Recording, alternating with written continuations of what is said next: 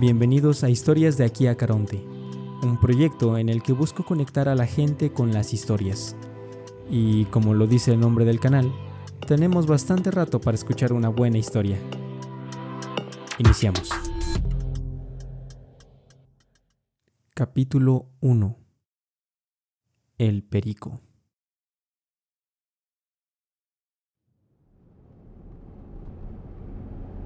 Esta historia es de hace algunos años cuando aún seguía yo trabajando como trasladista. Veníamos de Agua Prieta, Sonora. Venía con mi compañero Ernesto. Nos habíamos ido de ray y no habíamos dormido absolutamente nada.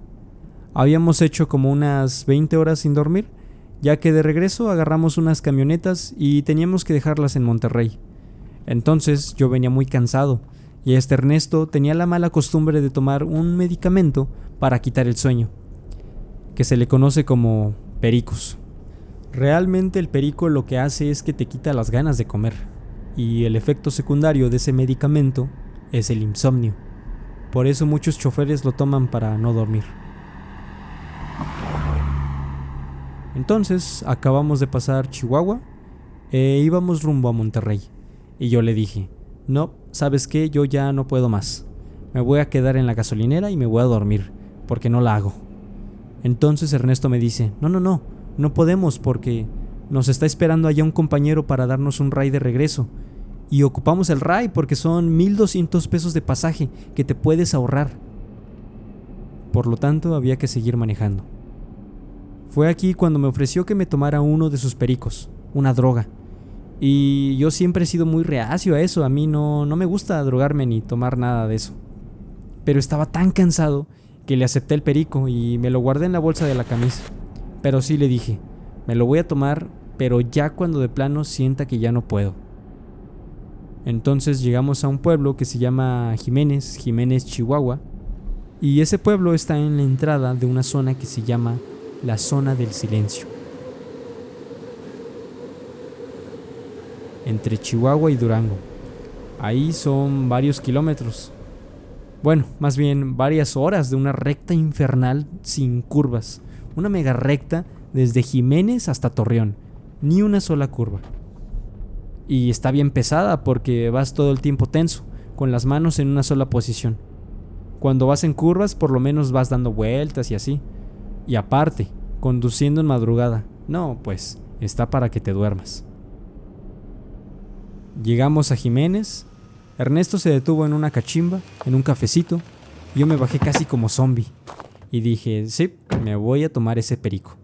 Pedí un café bien cargado, puse el perico al lado del café y me empecé a tomar mi cafecito. Y el café me empezó a alivianar. Bueno, que en realidad lo que te dan es agua caliente, tú te lo sirves. Entonces me preparé el segundo, me serví bastantes cucharas de café soluble, bastante azúcar, y me tomé el segundo café más cargado. Me guardé el perico en la bolsa, me subí a la camioneta y puse música, pero música que me gusta. Y empecé a cantar la música y así nos arrancamos. Y me fui cantando todas esas horas, que son como 3, 4 horas, que me fui cantando hasta Torreón. Y llegando a Torreón amaneció, y ya con la amanecida me aliviané un poquito más. Y ya de ahí Torreón, Saltillo, Saltillo, Monterrey, y llegamos a Monterrey a mediodía. Y no me tomé el perico. Ya cuando llegamos a Monterrey, saqué el perico de la bolsa y se lo regresé. Muchas gracias.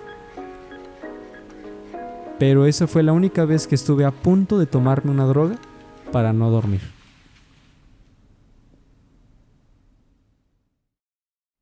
Capítulo 2. ¿Qué otra cosa no me has contado? Yo me enteré de esta historia cuando tenía 22 años, apenas un año antes de casarme. Mi entonces novio fue a visitarme al pueblo donde yo crecí y, tratando de conocer mejor a mi papá, empezó a hacerle preguntas sobre su juventud. Fue ahí cuando mi papá contó algo que yo nunca había escuchado.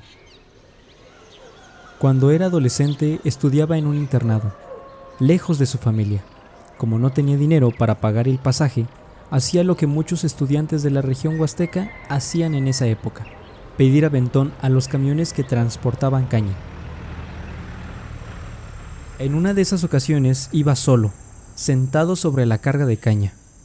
La carretera estaba en un muy mal estado y en un brinco del camión salió despedido. Cayó ante la maleza. Tuvo la fortuna de caer hacia un lado y no sobre el pavimento. El chofer ni siquiera se había dado cuenta que había caído y simplemente siguió su camino. Lo siguiente que mi papá recuerda es despertar en un hospital. Pasó varios meses internado. Le contaron que una persona desconocida lo había encontrado y lo llevó al hospital. En esos años era muy difícil comunicarse, así que nadie pudo avisarle a mis abuelos lo que había pasado. Mi papá tuvo que enfrentar todo aquello completamente solo. Cuando por fin regresó a su casa, su familia ya lo daba por muerto. Mis abuelos no tenían los medios económicos ni la forma de buscarlo o averiguar qué había sucedido. Yo escuché toda esta historia porque iba en el mismo coche que mi papá y mi novio. Me sorprendió muchísimo descubrir algo tan importante en su vida y darme cuenta de que nunca me lo había contado. Con los años, también entendí que mi papá era de esos hombres que guardaban todo para sí mismos. En nuestra familia casi no se hablaba de lo que dolía, y yo, como hija, tampoco sentía la confianza de acercarme a conversar con él. Mi papá era una persona muy difícil de tratar. Nunca pudo, o quizás nunca supo pedir ayuda, porque tampoco era común en ese tiempo. El alcoholismo terminó consumiéndolo. Y hoy, con la distancia que dan los años, no justifico muchas de sus decisiones, pero sí alcanzo a entender un poco mejor el dolor que cargó durante tanto tiempo.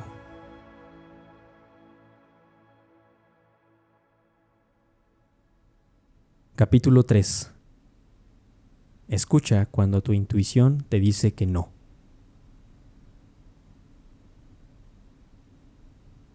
Esta experiencia me enseñó la importancia de confiar en la intuición y de comprender que, cuando sentimos que podemos estar en peligro, no importa lo que los demás piensen de nosotros, siempre estamos a tiempo de decir que no, retirarnos o cambiar una decisión.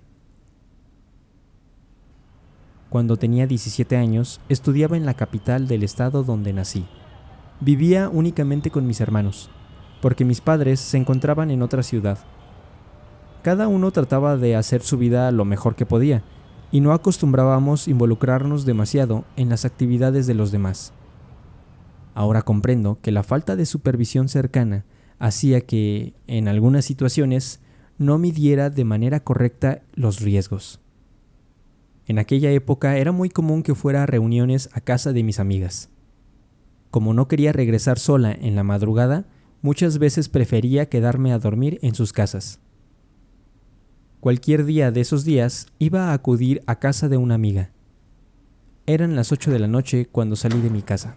En ese tiempo, para conseguir un taxi, teníamos que caminar hasta la avenida principal de la colonia y hacerle la parada a alguno que pasara.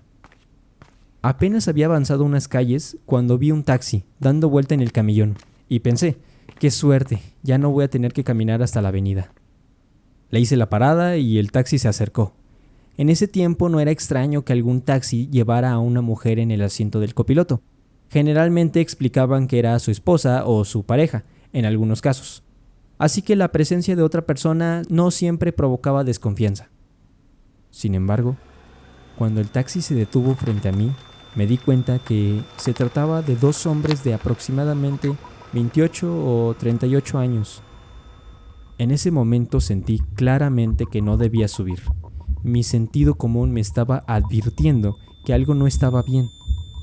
A pesar de eso, me quedé paralizada ante la idea de decir que ya no quería tomar el taxi. Sentía que no tenía el derecho a cambiar de opinión o a parecer descortés. Y subí. Desde el primer momento me sentí nerviosa. Sabía que había tomado una mala decisión, pero ya estaba dentro del vehículo y no sabía cómo corregirla. Durante el trayecto únicamente recuerdo haber rezado. Trataba de mantener la calma, aunque realmente estaba completamente alerta. No puedo asegurar que tuvieran malas intenciones. Sin embargo, por la manera en que se miraron entre ellos, tuve la impresión de que incluso ellos se sorprendieron de que una joven decidiera subir sola a un taxi con 2 desconocidos. Afortunadamente, llegué a casa de mi amiga a salvo. Quizá para otra persona esta historia no parezca extraordinaria, pero para mí fue una lección muy importante. Entendí que decir no es una falta de respeto y que no necesitamos justificar una decisión tomada para protegernos. Yo pude haber dicho: disculpe, ya no voy a tomar el taxi. Podía haber esperado otro automóvil. Tal vez aquellas personas habrían pensado que estaba exagerando o desconfiando de ellas, pero eso no era más importante que mi seguridad. Generalmente, o al menos así era en mi generación, aprendimos a ser amables y a no incomodar a los demás. Con el tiempo aprendí también que es importante establecer límites y sostener nuestras decisiones aunque no sean comprendidas o aprobadas. Desde ese día entendí algo que todavía considero fundamental. Siempre estás a tiempo de retirarte. Siempre puedes cambiar de opinión y cuando tu intuición te dice algo que no está bien, es preferible parecer exagerada que ignorar una señal que podría estar tratando de protegerte.